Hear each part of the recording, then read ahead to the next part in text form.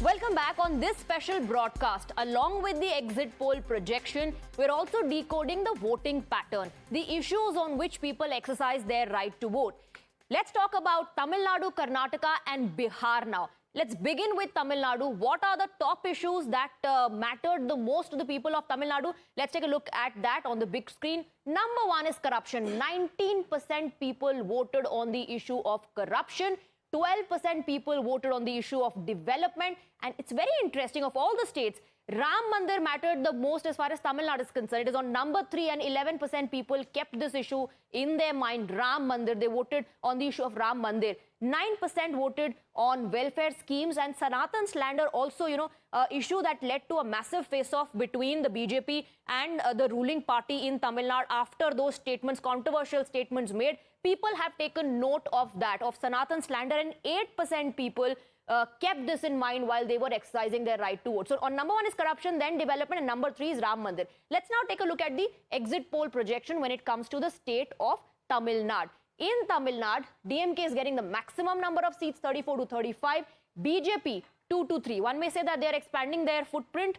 AIDMK, 2 seats, others 0. Let's now analyze the issues on which people voted and what the exit poll projections say and whether or not there's a correlation. Let's open this up. Let's go across to our guests. Now, Tausif, I want to come to you. It's interesting, isn't it, that Ram Mandir is on number 3 when it comes to Tamil Nadu. And if you look at the projection, claims that were made by Annamalai, he said, this is going to be the era of post-Dravidian politics. At least that's not what the numbers suggest. Corruption was on the top of the list. And we know how the Bharatiya Janata Party questioned the Parivar there. They said this is corruption, this is Parivarvad.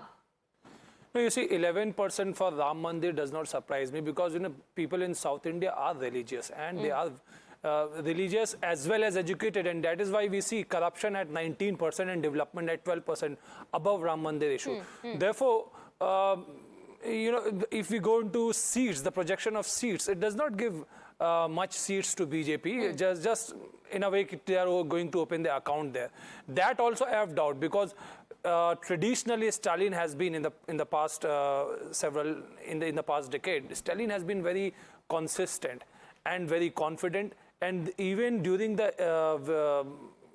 during the campaigning, we saw BJP was not getting much of a traction, and in spite of all the media coverage and all the statements given by the BJP in charge there, the polls, the exit poll still gives Stalin a decent seat.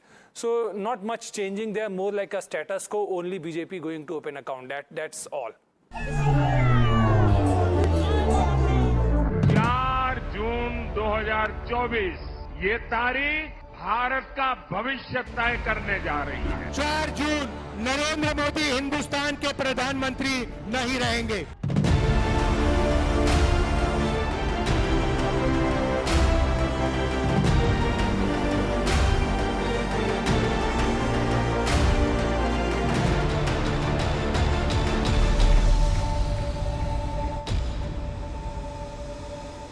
If you like this video, then like, share and subscribe to ET Now.